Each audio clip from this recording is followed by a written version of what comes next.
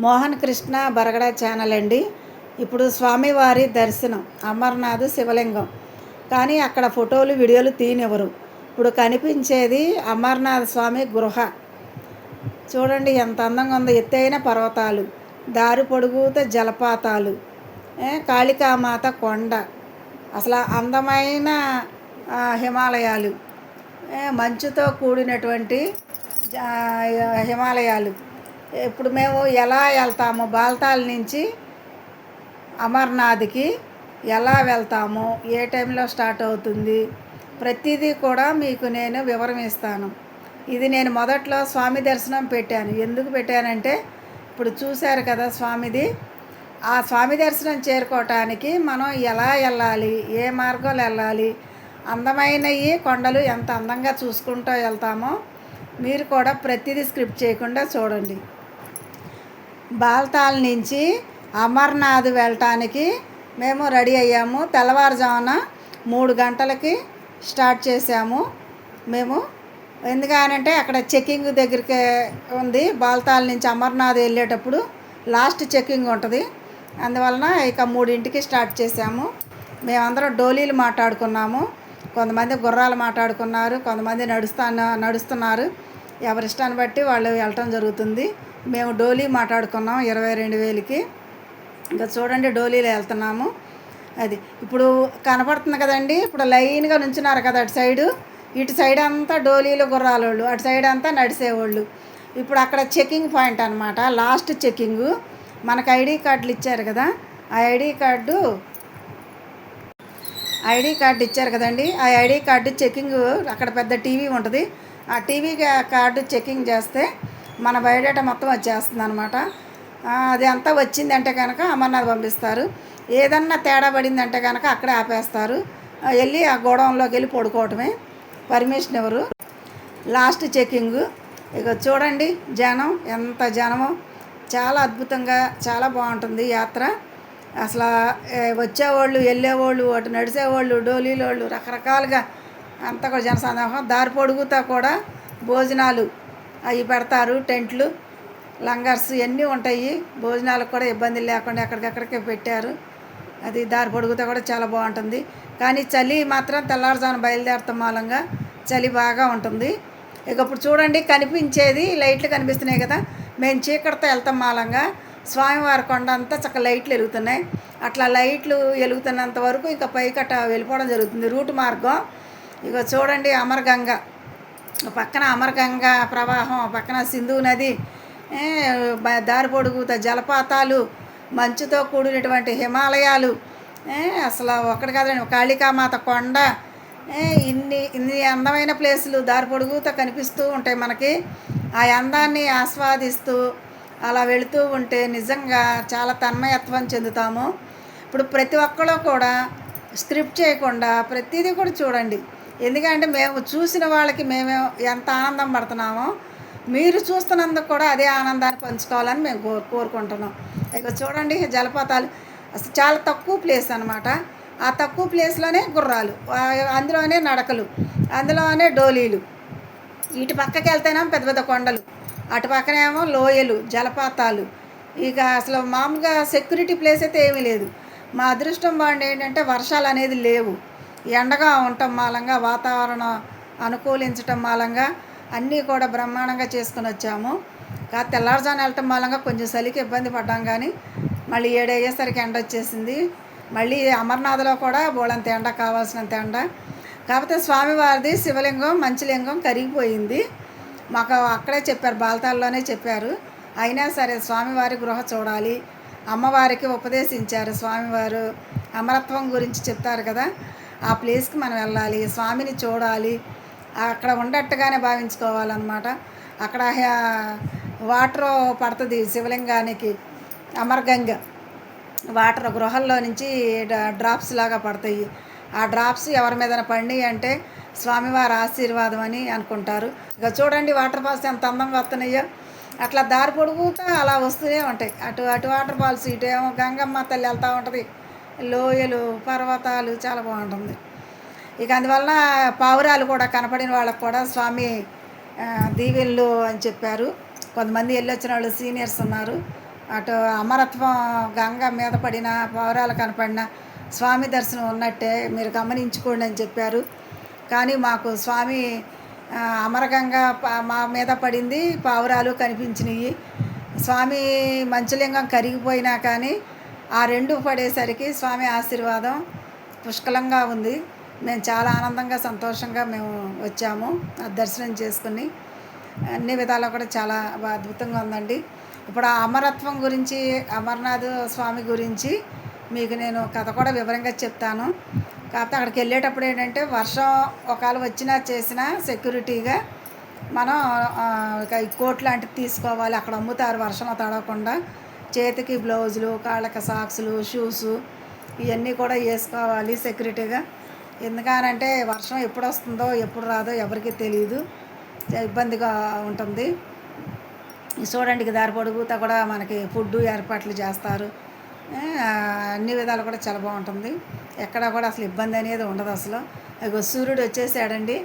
ఇక ఆ సూర్యుడు వచ్చిన కాడి నుంచి చలిపోయింది. ఇప్పుడు కనిపించేది కాళికామాత కొండ అండి. ఇప్పుడు అక్కడ ఎర్ర జెండాలు కనిపిస్తున్నాయి కదా, ఇది కాళికామాత కొండ.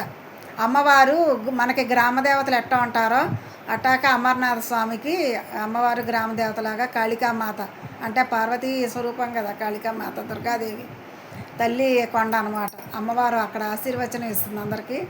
చాలా అద్భుతంగా ఉంటుంది ఆ కొండ. ఆ జెండాలు కనపడేది కాళికామాత కొండ అనమాట. ఇలా చూసుకుంటూ హిమగిరులని చూసుకుంటూ జలపాతాలని చూసుకుంటూ చాలా ఆనందంగా ఆహ్లాదంగా ప్రయాణం సాగుతుంది.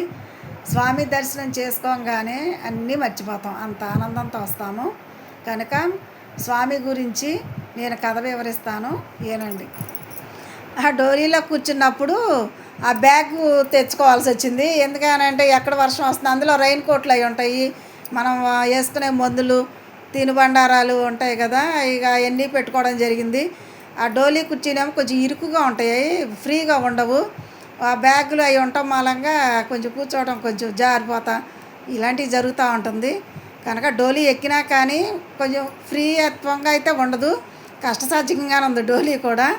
కాకపోతే అంటే లగేజీలు ఎక్కువగా పెట్టుకోకుండా చాలా లైట్ వెయిట్గా తెచ్చుకోవడం మంచిది. మేమేమో డోలీనే కదా ఫ్రీగా ఉంటుందిలే అని అనుకున్నా. చూడండి మళ్ళీ గంగ సింధు నది వెళ్తుంది, తల్లి అంత చక్కగా వెళ్తుందట, దారి పొడుగు తల వెళ్తూ ఉంటారు. అది కనుక ఎక్కువ లగేజీలు పెట్టుకోకుండా డోలీ ఎక్కినా గుర్రం ఎక్కినా సింపుల్గా రావడానికి అవసరమైనవి తెచ్చుకోండి. ఇప్పుడు బాల్తాల్ మార్గం నుంచి అమర్నాథ్ అసలు అక్కడ విశిష్టత ఏంటి, ఎలా మొదలవుతుంది అనేది నేను వివరణ ఇస్తాను. బాల్తాల్ మార్గం ఒక ప్రత్యేకంగా చెప్తున్నాను వినండి. బాల్తాల్ నుంచి అమర్నాథ్ చేరుకోవాలంటే రెండు ప్రధాన మార్గాలు ఉన్నాయి. ఒకటి సాంప్రదాయ పహల్గాం మార్గం, రెండవది బాల్తాల్ మార్గం. బాల్తాల్ మార్గం యొక్క ముఖ్య విశేషం, మనం బాల్తాల్ మార్గం ఎన్నుకున్నాము. ఒకే రోజు ప్రయాణం. ఉదయాన్నే నడక ప్రారంభించి భక్తులు సాయంత్రానికి దర్శనం ముగించుకుని బాల్తాల్ బేస్ క్యాంపస్కు వచ్చేయచ్చు. రహదారులు ఈ మార్గం ద్వారా చాలా నిటారుగా ఉంటుంది. లోయలు కొండ చర్యలతో కూడా ప్రయాణించాల్సి ఉంటుంది. కొంచెం కష్టంగా మరియు సాహసోపేతంగా కూడి ఉంటుంది. బాల్తాల్ బేస్ క్యాంపు యాత్రికులకు ముందుగా గందర్బల్ జిల్లాలో సోనామార్గ్ సమీపంలో ఉన్న బాల్తాల్ బేస్ క్యాంపునకు చేరుకుంటారు. ఇక్కడ రాత్రి బస చేయడానికి టెంట్లు, లంగర్లు, ఉచిత భోజనం సదుపాయాలు అందుబాటులో ఉంటాయి. బాల్తాల్ నుండి యాత్ర ప్రారంభమైన మొదటి కిలోమీటర్ వద్ద డోమెల్ వస్తుంది. ఇక్కడ భద్రతా తనిఖీలు పూర్తవుతాయి. బరారీ మార్గ్ ఇక్కడి నుండి కొండ ఎక్కడం ప్రారంభమవుతుంది. దారి చాలా ఇరుగ్గా నిటారుగా ఉంటుంది. సంగం పహల్గాం నుండి వచ్చే మార్గం, బెహల్తాల్ నుండి వచ్చే మార్గం అక్కడ కలుస్తాయి. అక్కడ నుండి గుహ చాలా దగ్గరగా ఉంటుంది, పవిత్ర గుహ. చివరగా భక్తులు అమర్నాథ్ గుహకు చేరుకుంటారు. ప్రకృతి సిద్ధంగా మంచుతో ఏర్పడే స్వయంభూ శివలింగాన్ని హిమలింగం దర్శనం చేసుకుంటారు. ఆరోగ్య ధృవీకరణ పత్రం. ఈ యాత్రకు వెళ్ళే ప్రతి ఒక్కరూ ముందే రిజిస్ట్రేషన్ చేసుకోవాలి మరియు అధీకృత వైద్యుల నుండి హెల్త్ సర్టిఫికేట్ పొందడం తప్పనిసరి. హిమాలయాల్లో వాతావరణం వేగంగా మారుతుంది. అందువల్ల ఎల్లప్పుడూ రెయిన్ కోట్లు ఉన్న దుస్తులు వెంట తెచ్చుకోవాలి. ప్రయాణం సాధనాలు. నడవలేని వారి కోసం బాల్తాల్ మార్గంలో గుర్రాలు, పల్లకీలు మరియు హెలికాప్టర్ సర్వీసులు కూడా అందుబాటులో ఉంటాయి. మీరు బాల్తాల్ మార్గం ద్వారా యాత్రకు వెళ్ళాలనుకుంటే 14 కిలోమీటర్ల దూరం ప్రయాణం ఉంటుంది.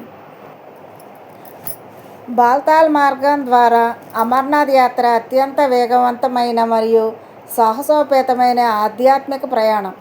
ఈ మార్గం ద్వారా సాగే యాత్ర విశేషాలు ఓ పురాణ గాథగా వివరిస్తాను. అమర్నాథ్ గుహ గురించి చెప్తాను.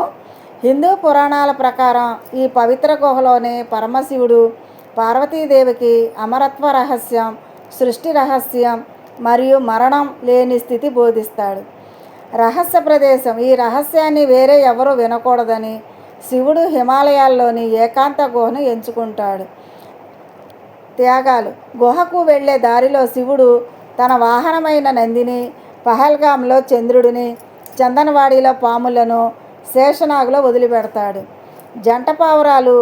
మిస్టరీ. శివుడు కథ చెప్తున్నప్పుడు పార్వతీదేవి నిద్రపోయింది, కానీ గుహలో ఉన్న 2 పావురాలు ఆ కథను పూర్తిగా వింటాయి.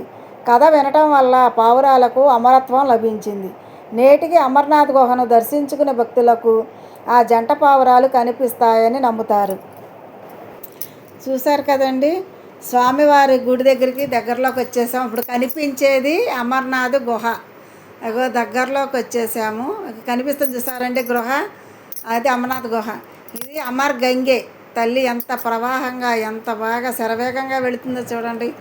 అట్లా దారి పొడుగుతా అసలు గంగమ్మ తల్లి, అటు సింధు నది, గంగమ్మ తల్లి, స్వామివారి గృహ చూడండి ఎంత బాగుంది అసలు.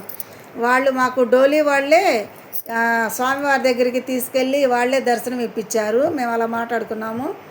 కానీ ఎంత జనం ఉన్నా కానీ వాళ్ళు డైరెక్ట్గా తీసుకెళ్ళారు. పాపం చక్క దర్శనం ఇప్పించారు.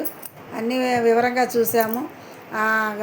గంగా వాటర్ గృహలో నుంచి పైనుంచి డ్రాపులు మా మీద పడినాయి. పావురాలు కనిపించినాయి. ఆ స్వామి దీవెనలుగా ఆశీర్వచనంగా మేము చాలా ఆనందంగా ఉన్నాము స్వామి దర్శనం అయిందని. కానీ మంచులింగం కనిపించలేదని కొంచెం బాధ అనిపించింది. కానీ స్వామి ఉన్న గృహకి మనం వెళ్ళగలిగాము, పావురాలను చూడగలిగాము, హేమబిందువులు పడినాయి అని తృప్తి పడ్డాము. మనకు స్వామి మనకు ఆ మాత్రం వరం ఇచ్చారు, మాకు చాలని మేము చాలా సంతోషపడ్డామండి. ఇగో చూడండి, స్వామి గుడి దగ్గరికి వచ్చేసాము, గృహ దగ్గరికి. అక్కడ ఎదురుకుండానే అమరగంగే ఉంది. అక్కడ స్నానాలు చేసేవాళ్ళు స్నానాలు చేస్తున్నారు. చేయాలనుకున్న స్నానాలు చేస్తారు. ఒక నైట్ ఉండొచ్చు అనుకుంటే అక్కడ గోడౌన్లు ఉన్నాయి, టెంట్లు. ఆ టెంట్లో ఉండొచ్చు. ఒక నైట్ నిద్ర చేయాలనుకుంటే చేయొచ్చు. మా టీంలో వాళ్ళు కూడా ఒక 4-5 ఆగిపోయారు, తెల్లారు వచ్చారు. అలా ఉండాలనుకున్నప్పుడు అలా కూడా ఉండొచ్చు. భోజనాలకు కూడా అక్కడ కూడా ఏర్పాట్లు చేశారు. ఈ సేవల వాళ్ళు ఉంటారు కదా, అన్ని రాష్ట్రాల వాళ్ళు కూడా సేవలు బాగా చేశారు. పాపం ఎక్కడ ఎవరికి ఎలాంటి ఇబ్బందులు లేకుండా బాగా చేశారు. మిలిటరీ వాళ్ళు కూడా అడుగున ఫుల్ సెక్యూరిటీ. వాళ్ళు మనల్ని చాలా బాగా తీసుకొచ్చి నిజంగా అంత సెక్యూరిటీ ఇచ్చారు మిలిటరీ వాళ్ళు. ఎక్కడికక్కడికే చాలా బాగా చూశారు. నిజంగా వాళ్ళకు కూడా చాలా గర్వంగా చెప్పుకోవాలి. చూడండి, స్వామివారి గృహ వచ్చింది. స్వామివారి దర్శనం చేసుకోండి చక్కగాను. ఎంత బాగా కనిపిస్తాడో స్వామి ఆ గృహలో నుంచి. ఇక చూడండి, చక్కగా కనిపిస్తున్నాడు స్వామి. కాకపోతే అంటే ఇక కెమెరాలో ఈ లోనకి తీసుకెళ్ళినెవరు, అందువలన ఈ చాలా దూరాన వీళ్ళు డోలీ వాళ్ళు ఉంటారు కదా, వాళ్ళకే ఇచ్చేసాం కెమెరాలు, బ్యాగులు అన్నీ. కనీసం బ్యాగులు కూడా తీసుకురానివ్వరు లోనకి, అన్నీ వాళ్ళకే ఇచ్చేసి ఇక మేము దర్శనానికి రావటం అయింది. వాళ్ళ హ్యాండ్వర్లోనే పక్కన పెట్టారు వాళ్ళు.